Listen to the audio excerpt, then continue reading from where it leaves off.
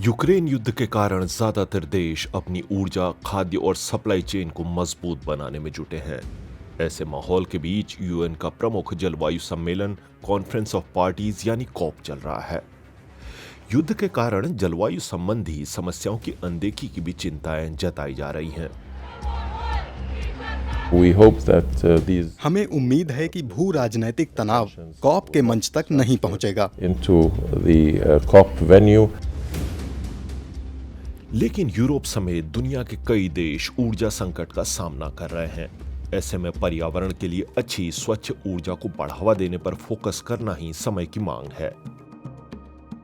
मिस्र के तटीय शहर शर्म अल शेख में शुरू हुआ कॉप का 27वां सम्मेलन ऐसे कई मुद्दों का सामना कर रहा है।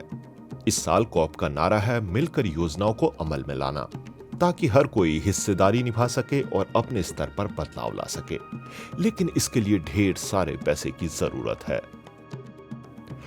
2015 में पेरिस में हुए जलवायु सम्मेलन में दुनिया भर के देशों के बीच ग्रीन हाउस गैसों के उत्सर्जन को कम करने पर बाध्यकारी सहमति बनी थी।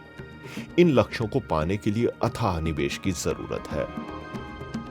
द वर्ल्ड रिसोर्स इंस्टीट्यूट के मुताबिक 53% लक्ष्य पाने के लिए ही 4,300 अरब डॉलर की जरूरत पड़ेगी, यानी भारत की कुल जीडीपी का करीब 1.5 गुना पैसा।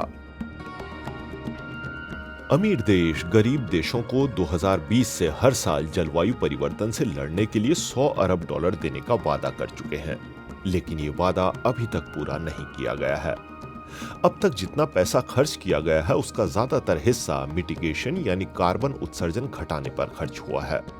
बांग्लादेश और पाकिस्तान जैसे कई देश वैश्विक स्तर पर बहुत ही कम कार्बन उत्सर्जन करते हैं। ऐसे देशों को ज्यादा पैसा बदलते मौसम का सामना करने के लिए चाहिए।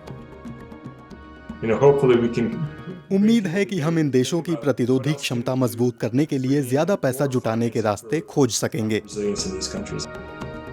बीते कुछ बरसों में जलवायु परिवर्तन की सबसे बुरी मार झेलने वाले देश लॉस एंड डैमेज नाम से एक और फंड बनाने की मांग कर रहे हैं।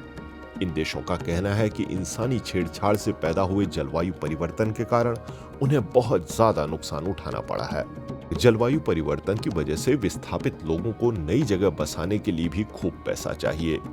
मांग है कि ये रकम अमीर देशों को देनी चाहिए।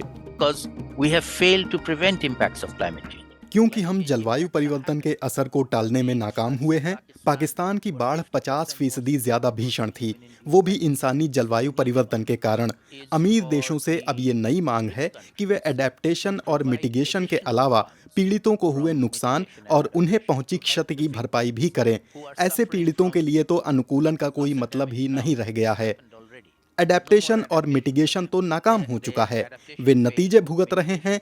उन्हें फौरी मदद चाहिए और उसके लिए हमें फंड की जरूरत है। औद्योगिक क्रांति से अब तक हमारी दुनिया 1 डिग्री गर्म हो चुकी है। इस गर्मी के कारण महासागरों का जलस्तर बढ़ा है और मौसमी आपदाएं विकराल हो रही हैं। 2015 के पेरिस समझौते में कार्बन उत्सर्जन घटाने के जो वादे किए गए थे, ज्यादातर देशों ने अभी तक वो पूरे नहीं किए हैं। No more blah blah blah. No more exploitation of people. Carbon उत्सर्जन घटाकर और इस सदी के अंत तक तापमान वृद्धि को 1.5 डिग्री सेल्सियस पर रोककर दुनिया को कई आपदाओं से बचाया जा सकता है। ताजा रिपोर्ट कहती है कि 193 देशों के इस सामूहिक लक्ष्य के बावजूद इस सदी के अंत तक पृथ्वी 2.5 डिग्री सेल्सियस तक गर्म हो सकती है।